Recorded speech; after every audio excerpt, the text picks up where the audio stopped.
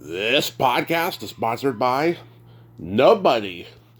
Hey dudes, welcome to Splat from the Past, the only 80s themed horror sci-fi show where things can get totally radical. Now today I will be welcoming an icon of my childhood and many others, and I met him once, and I'm talking about Bruce Davison. Need I say more? Bruce Davison, over 200 plus television and film roles. Oh my god, he is a legend. He was Willard. He's the senator in the X-Men movies. You know, he was Lucy's son in Mame. He was Donnie Hopper in Crimes of Passion celebrating its 40th anniversary. He was John Langley on V. He was Ruby in Spies Like Us. I mean, he has done so much. He had an Academy Award nomination for Longtime Companion. Oh my God, I'm gonna try to get to the bulk of this today. I can't wait. He's one of my favorite character actors of all time. And when I met him at Son of Monster Palooza in 2016, he was so kind and gracious to me. He couldn't be kinder or more gracious, and it's going to be great to have him on.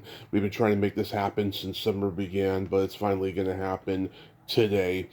I just cannot wait. I mean, the guy has so many damn credits, and he's such a talented guy that it's going to be one of the greatest honors of my life.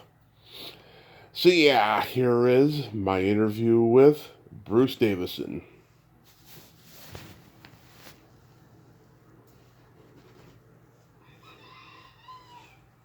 Hey Bruce, welcome to the show. How are you today, sir? Hey, how you doing, Jay? I am fantastic. I can't tell you what an honor this is. You're one of my favorite actors, and I got to meet you in 2016 at Son Monster Palooza, and you were very kind and gracious to me then. So thank you so much for finally coming on today. This is great. Well, thank you. Good to be with you. Awesome. So, going back in time, I was reading that when you were at Penn State, you were originally an art major. Were you on that trajectory of being an artist at first? Yeah, well, I was. I wanted to go to art school, and my parents said, "No, you got to get a liberal education because you don't know who you are yet," and they were right. Yeah. I took a while I was in. I was going for a BA at Penn State, and while I was there, I had a theater appreciation course. And during the course of that time, we each had to memorize a little phrase or something. And I got something from Arthur Miller, and it changed my life. I really decided that's what I wanted to be. So I found my group up in a place called the Green Room in Schwab Auditorium. I heard them all yelling and screaming up there, and found out those were my people. So that's where I've been. Yeah, do you still paint or anything for a hobby today? I started back during COVID because I had completely given it up. I'd just stopped it altogether. I had a few pieces, and I was working. I was doing the Kay Newton court-martial that Henry Fonda was directing, and he was a wonderful artist, very detailed stuff he would do. Mm-hmm. And he asked to see some of my stuff, and I showed it to him, and he said, "Well, this is great. Why'd you stop?" And I said, "Well, I knew I could play Rembrandt, but I'd never be a Rembrandt." And he said, "Yeah, well, that's what's wrong with your acting. It's not about the result. It's about the journey. You got to enjoy just doing the work. Just enjoy what you're doing." He said, "I could paint a windowsill for months and months with the cracks in it and everything until my wife scraped it and had it repainted, and I had to figure out something else to paint." So I took that advice to heart after COVID, and I've been knocking out a few. I got like 70 oil paintings now. Nice. Nice. Mostly landscape, seascape, stuff like that. Yeah, you're going to sell them to a gallery or anything? I haven't really done anything like that. I'm looking to a few people. If anybody knows what's going on, I could, send them slides or and I have a list of stuff on the internet. Nice. But I don't know how to market anything. I don't know how to market myself as an actor. So I'm not very good at painting, marketing myself. But they turned out pretty good. I'm getting better and better. Yeah. And I enjoy the work. You attended New York University's acting program. Did you have any classmates we would know? Any classmates? Yes. Actually, it was the first class. It was called the School of the Arts, Mm-hmm. and it's what has now become the Tisch School. And it was started by Ted Hoffman and Robert Corrigan from the Tulane Drama Review, and they started it. And I had who was all in my class? Barry Boswick. Oh. And Jeannie Berlin and Bud Cort and Mary Beth Hurt and Michael and David Lander. Oh yes, Michael McKean and David Lander. Yeah, Michael McKean and to name a few, Bill Duke. Yep. It was quite a class at the time. I got to interview David Lander before he passed. He was a great guy. Yeah, he was. He was wonderful. We had some wonderful times together. I saw him at his last birthday party. Mm-hmm. In 1968, you make your Broadway debut in Tiger at the Gates. Even though it didn't last long, did that prepare you for this acting journey you've been on? Well, it was a rep company at Lincoln Center. Mm-hmm. So it was still during the time of Jules Irving and Herbert Blau, and Elia Kazan had just left. But I was part of the company there. They had their regular rep company, and I was going to school, and so I became kind of a spear carrier and everything in King Lear, and worked with Lee J. Cobb, and Tiger at the Gates was the first play that I had a part in, actually. I played Troilus and got to kiss Helen of Troy. So, yeah, I was still going to school at the time, and they were still working things out, so they weren't sure whether they're going to throw me out or not for working. But I was working and going to school at the same time. Philip Bosco played the lead. He was always one of those character actors you'd see and go, oh, hey, it's that guy. But he was very talented. Did he give you any advice or mentor you? He was great. He was a wonderful character actor. I used to watch him on stage all the time. He was from, across New Jersey, and he talked like this and everything. And then he'd come on stage, and it was like, good. And he was really quite an incredible actor. But it was the height of the Vietnam War, and he'd go out on stage, and he said, and the audience would be just stand up and applaud his speech about anti-war. Mm-hmm. He would say, the only thing I know is this, that war is the most indescribable way I know of making all men equal, and everybody would clap, and he'd come off stage and he'd say, that place is full of pinkos again tonight.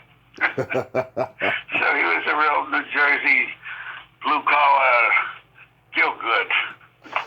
Yeah, oh, that's cool. In 1969, you made your film debut in Frank Perry's Last Summer, one of the early X-rated movies, along with Midnight Cowboy and Medium Cool. Did you read the book first?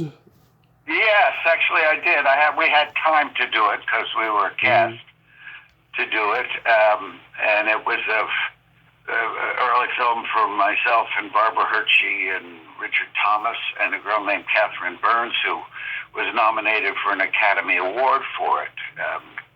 She did a few other pictures and then just stopped acting.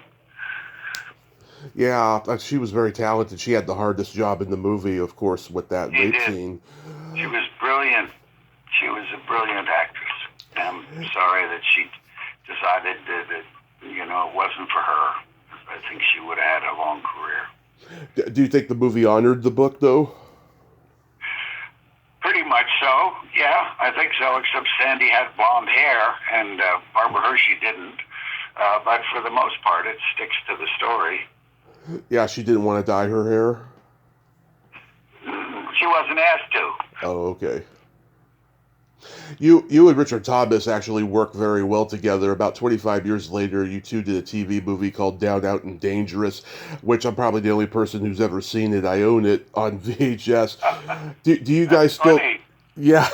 Do you guys still talk these days? Yes, well, actually, I did a number of Waltons together, and Yeah. you know, I watched Richard. Richard is really gets back in there and does a lot more stage work than I've had an opportunity to do, and he's. I don't know if he's on the road or if he's back in Broadway yet. He was doing To Kill a Mockingbird. I did the play long before Aaron Sorkin got a hold of it and rewrote it, so I still haven't seen it yet. I'd love to see the changes and how Aaron developed it, because he's certainly a genius. He certainly is. Then you follow up that movie with The Strawberry Statement. This is a real scrapbook of college life at that point in time with, what was going on politically in the world. Did you personally see that, when you were in college before the movie was even made? Oh, yes. It was a violent time. It really was. I remember anti-war protests, almost getting hit in the head with a pipe from some guy chasing after me down through an anti-war in MacArthur Park, New York City. We were all at NYU at the time, and it was a pretty rough time for everybody. Yeah, was it pretty tough, depicting that kind of violence for the movie? Well, that kind of violence was. That's very interesting, because the director, as he was cutting it together, he said somebody's going to be killed before this film opens up, and just the week before Kent State happened. So it was, certainly timely. That's a pretty profound statement to make. Wow. So now we get to Willard. Was that an audition situation, or did Daniel Mann see you somewhere and offer it to you? Well, I had a good reading, and he said, well, I have to take you out to meet your co-star and see how that works out. So we went out to Van Nuys, and a guy named Mo DeCesso had been raising all these rats with his wife and girl in the garage in cages, and it was refrigerated, and he took this big Ben out and put him on my shoulder, and it started sniffing my ear, and I just scratched him under the belly, and the guy said, okay, Danny Mann, he said, you got the part, okay, you guys get along well. Yeah, the movie was so far ahead of its time with the social commentary of, having a narcissistic parent and only being able to relate to animals more than people. Did you recognize that in the script at the time? Not really. I just saw it as a story of, a loner who ends up finding a way to gain power in his life, and then it consumes him. So that was kind of the journey of Willard. Yeah, did you have experience handling rats before, or did you have to learn? Well, they were all pretty domesticated for the most part. You can't really train rats to do too much. They can run towards a sound if you have food at the end of the sound. So lots of times they put a beeper inside my briefcase, and the rats would run into my briefcase. But so much of it was improvisation. Excuse me. Yeah, there were rats of different sizes in that movie. Big ones, little ones.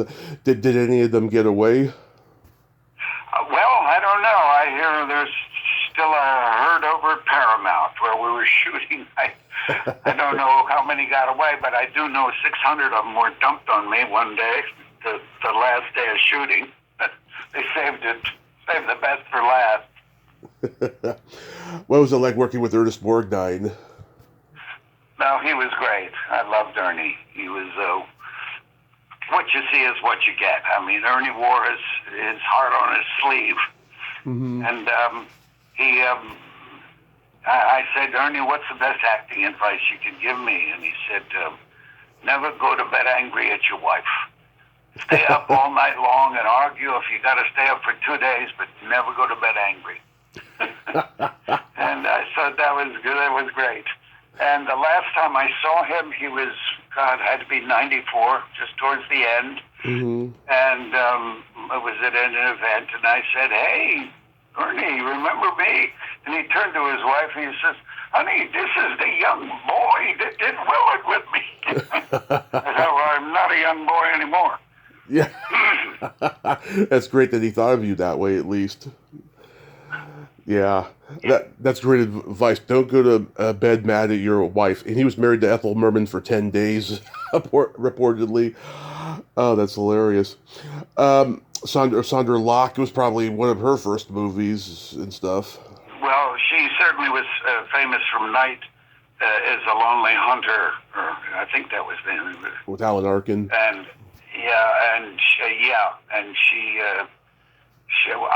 I was in love with Sandra. She was, one of the beautiful women that I happened to have an opportunity to work with, and I just fell head over heels for Sandra. Yeah, the whole world did for a while there. Yeah. Daniel Mann, of course, came from old Hollywood with was it Come Back, Little Sheba, and I was watching the movie recently, and I realized the opening with the music and how fast the credits go, it reminds me of an old Hollywood movie. It's like he was still operating within that old, Hollywood system when he made this movie. Well, it truly was a Hollywood movie, and Danny Mann had made some of the best and got a lot of women, Elizabeth Taylor and Susan Hayward. He got them Oscars, and yeah. He's the old style filmmaker, but he was just great.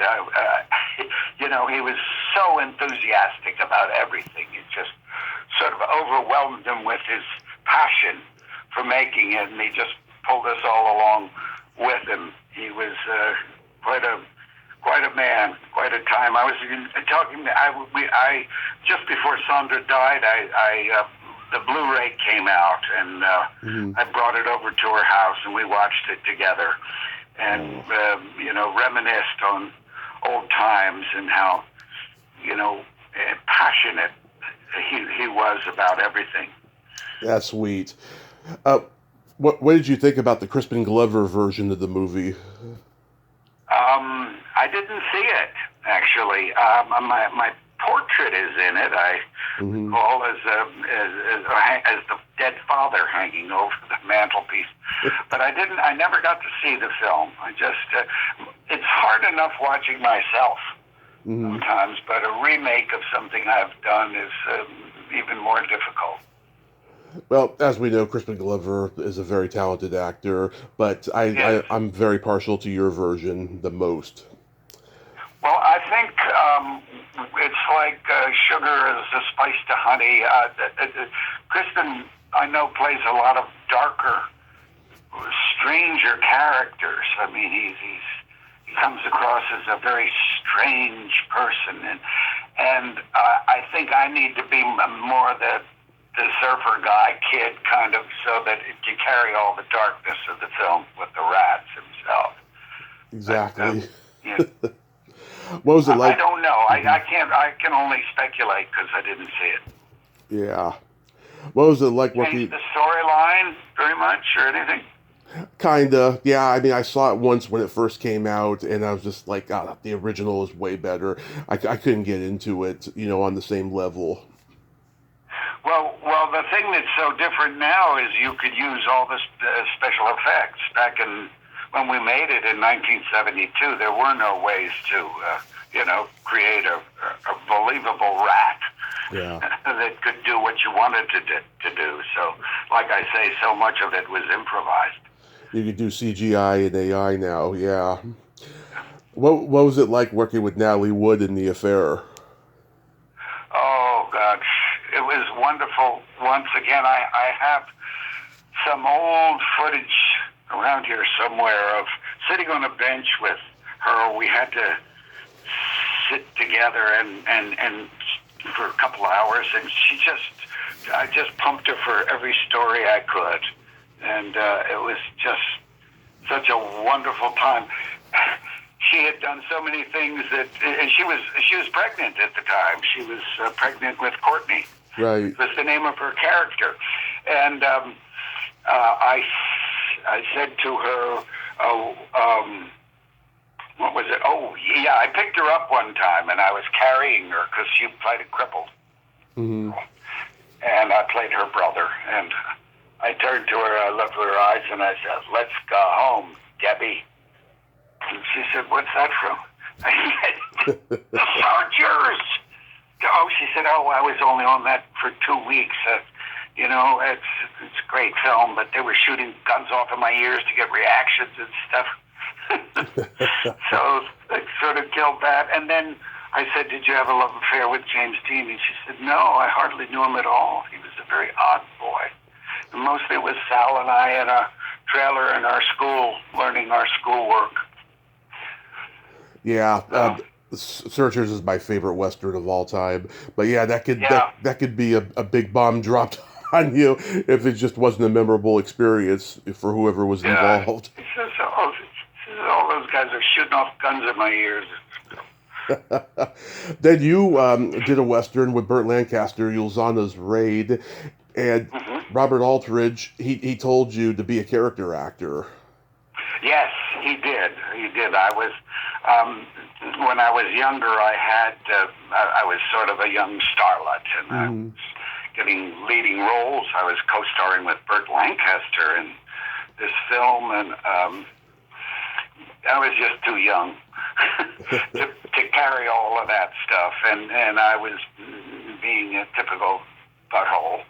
I think one day, and Aldrich called me and said, "Kid, I got some advice for you. You don't want to be a leading man. If you'll be a leading man, you'll do 6 pictures, and you'll be washed up at 30. Nobody ever hear from you again. And he named a few actors that had happened to. He said, "You're a good actor." He said, "You can play all the supporting parts. You can play the doctors and the lawyers and the villains and the victims and raise a family in this town. Of course, you will never get rich, but you could make a life for yourself in this business."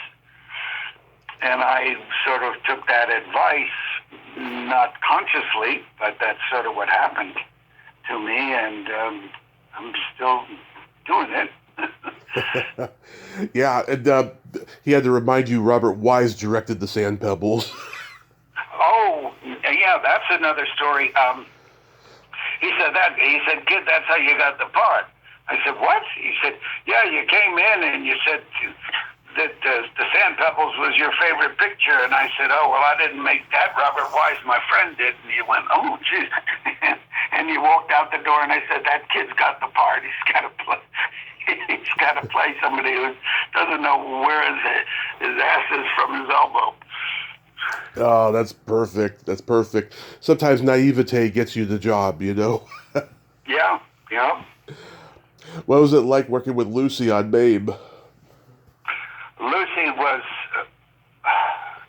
one of the most complex people I've met. I could never describe her. She was a 7-year-old little girl and a Mack truck driver, all tied up in the same. Yeah. I mean, she was a boss. She was the boss. She built this. I mean, she built sitcom. She built the studios and ran a studio and sitcom and everything. I was lucky enough to be friends with Desi Jr.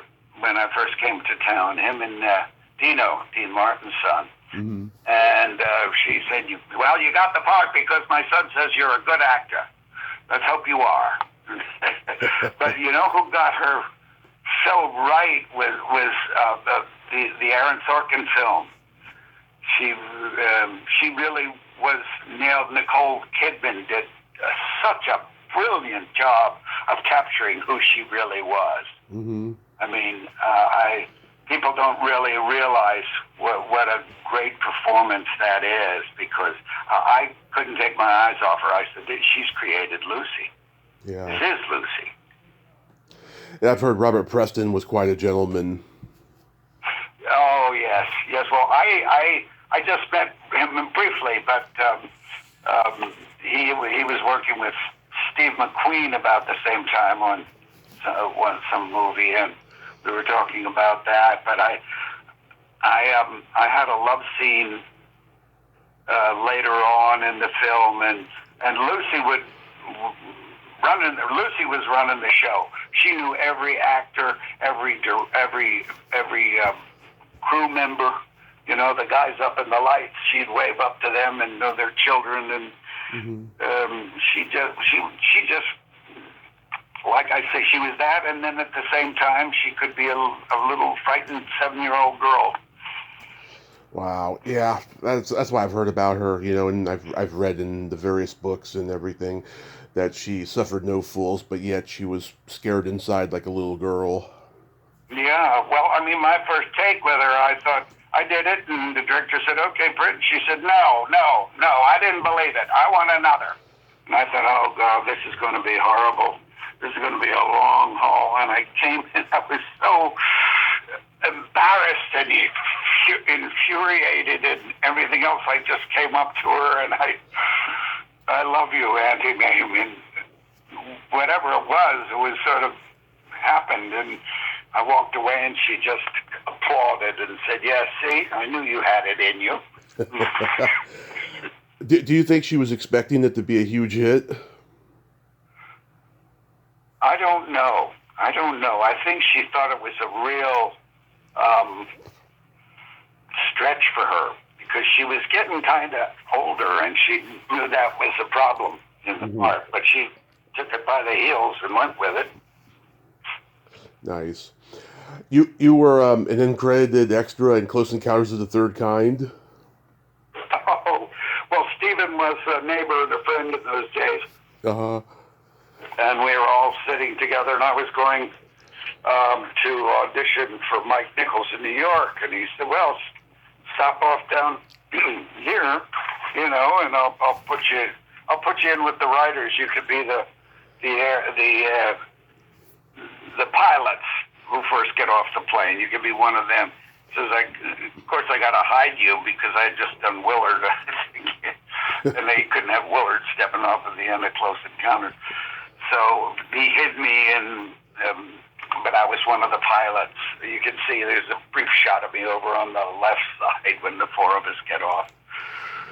Yeah, I talked to the special effects guy, Joe Alves. He told me they were filming near a Ku Klux Klan rally, and Richard Dreyfuss, always the activist, had to go, you know, say something to them.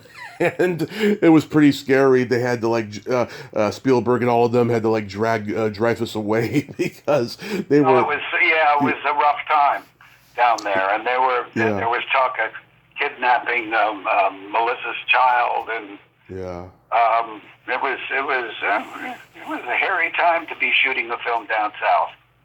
I know they with all those Hollywood types, you know.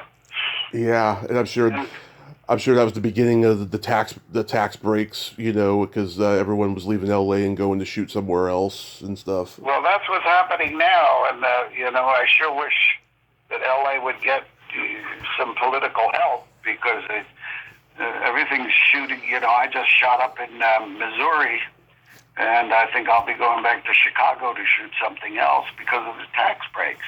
You know. Mm-hmm. A few years ago, I talked to Dean Torrance, and while he didn't think the story of Dead Man's Curve was completely accurate, he did like your portrayal of him. He told me what drew you to that project. Well, it was Richard Compton was a great friend, and he was the director. Mm-hmm. I'd worked with him, and I was supposed to do it with Don Johnson, but then things got hairy, and the producer was going to pull the plug on everything, and he wanted Richard Hatch, so that's the way that ended up. And the story itself didn't happen until after the movie, where there was the scene at the end in which the tape breaks and people find out that Jan is actually, you know, what had happened. Nobody knew what had happened to him. Mm-hmm. Really, you know, been in a coma and lost his marbles in a lot of way, and they were just lip syncing. And that scene never happened, but it re-emerged their career after the film was released. Yeah, were you a fan of theirs growing up? Oh, yes, all of that and the Beach Boys and all of that. I was a Philadelphia kid, so I was anxious to get to the coast and discover the whole new world of California. I thought I was going to be a marine biologist, but then I really realized that I just wanted to be like Mike Nelson and sea hunt and have a lot of adventures. Yeah. Not be cold and bored chasing plants. So I became an actor. And got to go scuba diving with Lloyd Bridges, Lloyd Bridges, yeah. Finally. That's so cool. Part of my life. That's so cool. Yeah. Did you work with Wolfman Jack? Yes. We had a day. We were up in Lake Piru, which is north of Los Angeles, up in the hills up there, little town, and he was wonderful. He couldn't call himself Wolfman Jack because they couldn't call himself the Wolfman for some reasons, I guess, for marketing. But he called himself the Jackal and the Jackal. So yeah, there needs to be a documentary about him because he was a part of pop culture that's like lost now, and he contributed to the radio in a very big way. He sure did, all across. Well, I remember driving across the country, and somewhere around Texas, I started hearing him, and I thought, "Who the Lord's name is this?" And he was amazing. I mean, he really was. He was rock and roll. You were in one of probably the last redneck car movies, Kiss My Grits. Was that fun? Oh, God. Well, first of all, it was originally called A Texas Legend. Okay. And some producer's girlfriend got a hold of him and told him to change the title, which is, I think, obscene, because it was a good script. It was a terrific script, a movie, and it was directed by a fellow named Jack Sarrett, who... he played the Gabby Hayes character in Blazing Saddles. Right. And I had one of my closer friends at the time, Bruno Kirby, in the movie, too. And the two of us, I just loved Bruno. He worked so hard at everything. He went down and he studied how to be a sheep farmer with real sheep farmers, and he came back and he said, "Okay, we got to be drunk on this water tower. Why don't we have a few beers and we'll go up and do the scene?" Yeah. So we did, and we went up on this water tower, and the director was shooting us. He says, "Well, that's good, but I just needed you to improvise for a few seconds to get the film." And we said, "Well, how long was that?" And he said, "That was 10 minutes." Yeah, I'm sorry we lost Bruno way too soon. Yeah, he was very talented. And I heard he was allergic to horses. That's why he didn't do City Slickers 2, because he didn't realize when he did the first one that he was going to be riding a horse. Well, yeah. We all used to do the parkour over at UCLA. Him and Ian, Rob Reiner, and Billy Crystal, and yeah, bunch of us over those days. Long time ago. I love Crimes of Passion. When I met you, I had you sign my DVD of it. What was that experience like? Well, I had a long monologue in it, which was cut, which I'm kind of grateful for, because it was a real women-hating, burn the bridges kind of speech. And I shot it, but I wanted to work with Ken Russell. Ken Russell, and director, you know, Yeah. the British director. But he ended up screaming at me and a lot of other people. He said, "You're ruining my Hollywood career." I said, "No, I'm not." He said, "You're not." I said, "No." I said, "The cameraman screwed up." Yeah. He got married. He got married on the Queen Mary. Oh, yeah. That's down in Long Beach, and Anthony Perkins, who had a license as a preacher, married them, him and his wife, and he had little Rockettes dancing and everything, and it was quite a time to be down there. I hadn't been back until 1923 when we shot back on the Queen Mary. Wow, no wonder he played a priest so well in this movie. Anthony Perkins, he was just so psychotic the way he played him. Yeah, well, at least they kept in your Adam and Eve joke at the beginning, and of course there's the hilarious scene where you're all having the barbecue, and what's his name, Laughlin's playing he's playing the human penis. That must have been hilarious to see him do that. God almighty, so you remember things that I certainly don't. They're almost forgotten by me by now, you know? Yeah. It was hilarious. I remember when you were John Langley on V. Was that fun? Andy Prine was a good friend of mine. So him and Richard Hurd, I got to be on with him. We worked in a painting class years later that Rob Ward, who ran the Autry Museum. So that's when I started painting again, was with Andy Prine and Richard Hurd. And Rob Ward. Oh yeah, I had Rob on recently to talk about westerns, and oh, he's the best. Yeah, he knows all about everything. Yeah, he's a smart guy. That guy, and Richard Hurd. I got to interview him 2 weeks before he passed, and he wanted to ask me questions more than me ask him questions, but he was great. Oh, you seem to know more than we can remember. That's for sure. Yeah. Yeah, he was like 87, 88 at the time, but he was wonderful. Yeah. Wonderful man. He really was. So him and Andy are gone now, and but we used to paint every Saturday over at Rob Ward's house, oil painting. Wow, I would have never have guessed it. My parents took me to see Spies Like Us when I was 2 at the drive-in. And to this day, my dad... I probably remember more than you about that one. Yeah, tell me, like, how did you get casted in it? Like, Landis knows everybody in the business, practically.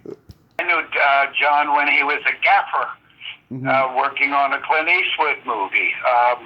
There was a time in Hollywood when there was a beach house, big green A-frame beach house down on place called Decker Canyon, which is way north of Malibu, that was owned, that was rented by Jennifer Salt and Margot Kidder. Oh yeah. And all the people would gather there over the years for Sunday brunches and stuff, and there were all these students and people that were going to make movies, and who just a few of them had, but they were filled with people, and Spielberg was down there with Lucas and Spielberg. Spielberg, yeah, and John he was working as a gaffer at the time, and there was Brian De Palma and all kinds of people that were just starting. Marty Scorsese and Robert De Niro would be down there, and right. People were just starting to make their films. Paul Schrader. Yeah. Oh yeah, I saw a little documentary about that time, like years ago, and stuff. Yeah, what was Chevy Chase and Dan Aykroyd like? Oh, it was. I had certainly had fun working with them. Excuse me. Mm-hmm. Dan is very friendly and very affable, and Chevy is like a big. He was like a big Labrador. Me in your lap. So I enjoyed working both of them. I was one of the straight men in it, so my job was to try not to laugh in the middle of everything and do a few spit takes. Yeah, you and William Prince and Steve Forrest and Tom Hatton. Yes. Well, that's we were mostly together. Bill Princess and Steve and myself. Steve used to come up with limericks. We were shooting in London at the time, and we all would be involved in making up limericks for each other. You guest starred on a great episode of Amazing Stories that Joe Dante directed. He's another genius. Yes, he certainly was. I had a wonderful time shooting that. Sort of led to Beetlejuice, I think. Yeah. Matter of fact, that one episode really was sort of the birthing idea of Beetlejuice. I know. I thought the same thing when I first saw it many years ago. Eddie Bracken, Evelyn Keyes, they're coming back from the dead to see who owns their house now, and Robert Picardo and Wendy Shaw. They're a couple of porno sleazebags. Yes. But I worked with Bob Picardo since then a few times, and he's always a hoot to be with. He's very funny. Always playing it so straight, but you can't help but laughing. He would break me up all the time. Yeah, that's what I heard about him. He's always breaking people up. Yes, I think they were coming up with all kinds of porno names like Sighs and Whispers and Nuclear Winter War Brides and all kinds of stuff. And Andrea Marcovici played your wife. She's like an accomplished Broadway star. Absolutely, and a brilliant singer. Yeah. Wonderful singer. Just really wonderful. Yeah, you've always been like a go-to guy for anthology shows, whether it's this or Tales from the Crypt, where you become a bar of soap at the end after you've been bludgeoned. Oh, yes. So that goes so far back, I don't remember anything except working in the factory and the smell and the stink of the place. Oh, yeah. But, that was, it's all character acting bit. You're always the guest star, or you're the first one there on a series that everybody else has already, fallen into it. So you're like the new kid in school all the time. Yeah, when the anthology shows approach you, do they give you a couple scripts or just one because they know which part they want you for? It's always cast by the part, Okay. Especially for a character actor. That's the way they always do it, casting things as a part. Interesting. When you didn't get the Academy Award for Longtime Companion, were you disappointed? Well, sure, of course. I mean, but at the same time, it's such a toss of luck. I did Longtime Companion for no money because we never thought it would be on the air as originally as a public, as a playhouse for PBS, and we never thought it would even get that far. So by the time we got to going around to different places, we were very lucky to be picked up by Sam Goldwyn at the film festival down at Sunset? Oh, Sundance. Robert Redford. Sundance, yeah. Yeah. Robert Redford picked it up there, and then we were off and running. So you never know how things are going to turn out, Yeah. There's some things you do that are such a big budget or go nowhere, and other times just a little independent film that comes out of nowhere gets noticed. Most of the time they don't. So anyway, I was very, very lucky to be, first of all, in that great cast with all of the people that were in that, to have one scene that was particularly noteworthy. And it was because of the writing. I mean, it was a brilliantly written script by Craig Lucas and wonderfully directed by Norman Renee. And it just caught the wave at that time. It was a powerful film. I can imagine because you've done that movie and It's My Party that you have a cult following with the gay community. Yeah, also Randall Kleiser is, we used to run against each other in high school. Oh yeah. I did his student film, um, that he did called Peach, Mm-hmm. which launched his career, which is now in it's in the House of Records of the U.S. government or whatever. Right. Tell me about working with Robert Altman on Shortcuts. Oh, he was wonderful. I've never met a director that loved actors so much, Yeah. and was a complete collaborator. I mean, he was angry at me because I wouldn't go to the Rushes at night. We'd have a party every night with cheese and wine, and everybody would watch the Rushes for the day, and it would be a party. Yeah. And I just hate watching myself on film, and I just didn't want to see it. It's always, you're going to use the wrong take anyway, or something, be cutting to something else. And when you're an actor, you think, God, I had this great moment, and you don't realize what else is going on in a scene, especially in that movie in which it was filled with people. He had 8 people working on 8 separate mics at the same time, Mm-hmm. all in a scene, running together, and all the stories blended. So some days you had, very tight little scenes, and I had a wonderful scene with Jack Lemmon, in which I don't talk at all, but he talks for 20 minutes about my returning father, and it's one of my favorite scenes of all time.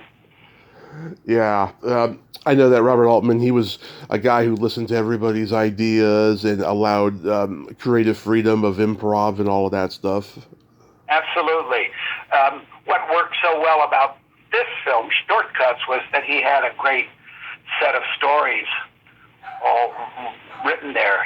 That was all Raymond Carver's short stories. And so he had that structure, and then he put a bunch of actors in it that were all the top-notch actors around. I was very lucky to have gotten into it. I got into it because of my nomination, I think. So I was lucky. And he said, yeah, you could have the part. Jeff Daniels fell out. I got to call Andy, though, just to make sure. So that's how I got that part. You could thank Jeff Daniels for that. Yes, absolutely. He went off to fight the Civil War. Oh yeah, Gettysburg. Yeah, of course, my generation remembers you as the Senator and the X-Men movies. Did you in your wildest dreams ever think Hollywood would turn to that direction that's been going on ever since with Marvel and CGI and all of that? Well, Marvel was an uncracked book at that time. Yeah. The X-Men was just the doorway that opened up into it. It was the first one. And I think it's one of the best because there weren't all those massive special effects, but it was developing characters. And all the characters were so fascinating and interesting, and they were all the outsiders that could be dangerous. And it was all about fear and the danger of evolution in a shifting, changing world. So it really caught that wave. And then everything came after it, and everything, it just started blowing up a lot of junk. Did you get to know Stan Lee or meet him? Yes, I did. Stan was in was in one of the scenes. It was the start of what became his little signature in a lot of the films, where he'd have a line or something, and I came out naked out of the water and melting and everything, and he was a hot dog guy, and he said, Senator Kelly, you want a wiener? But they couldn't use it because this. First of all, how would he know I was Senator Kelly? And he just threw that out there. But I got to meet him. I got to meet him afterwards, and he was just a sweet guy. He said, "You did a lot on this film. You should be getting paid what everybody else gets paid." So he was wonderful. Yeah, one of a kind. So, do you have anything upcoming you could mention? Well, there's a film out now called Camera, which is Bo Bridges' film. I'm sort of part of that family now. I'm lucky to be part of the Bastard Son of the Bridges. But Bo's film is called Camera, and it's out now. It's a wonderful film, and there's another one called Suitable Flesh with Heather Graham, and that's on Hulu, I think, and Camera's on Amazon Prime. And I just finished a film that I'm looking forward to seeing how it's all put together, but it's a wonderful story that is called 25 Miles to Normal. Nice title. Yeah. That is so cool. Have you ever thought about writing a memoir? Because you got so many great stories. Well, I would love to someday if I could ever get off my butt and do it. I don't know how to type, so I better handwrite everything. Or you can hire someone to, write for you as you talk or something. Well, that would be good. That would be good. You doing any conventions these days? Oh, no, I haven't. What's weird about conventions is I'm sort of done so many things that I'm sort of spread out like peanut butter, and somebody will be next to me selling wooden stakes, and they'll have a line around the block, and I did a documentary with a bunch of other character actors one time called Who Is That Guy in That Thing? Mm-hmm. And that's kind of how people see me. They know that guy. There was, when I first came to Hollywood, my agent said, I have a room in the back of the house that Simon Oakland comes, and he stays there when he stays there. You can stay there for a while you're shooting. And he said, you know Simon Oakland? I said, no, I don't think I do. He says, yes, you do. You know Simon Oakland. Did you see Psycho? Yeah, well, he was the psychiatrist at the end that explained the whole thing. Did you see West Side Story? Yeah, well, he was the detective. He was the guy. He said, oh, that's Simon Oakland. He said, that's the kind of actor you want to be. They may not know your name, but you can walk into any bar, any place in the world, and somebody will know you and buy you a drink. And so I'm kind of like Simon Oakland. I'm sure there'll be an X-Men reunion at a con in the future, and they'll ask you to be there. I have a feeling. Well, thank you. Thank you. Bruce, once again, this has been a fantastic honor. Thank you so much for coming on. Hopefully we'll meet again someday. And I'm glad you're still out there working, and you have yourself a great rest of your day, and be safe out there. Well, thank you, and thank you for having me give you a call. Absolutely, sir. Bye-bye. Take care. Well, there you have it. Bruce Davison. Ain't he a cool dude? Oh, what a nice man, huh? So great to talk to him again and get some insight on many of his roles I asked him about. And that was so nice of him to say, well, you know more than we do. Yeah, it was great. I'm so glad that we got to talk today. Well, until next time, this is Tommy Throwback Kovac saying there's no shame in living in the past because the present sucks. Later, dudes!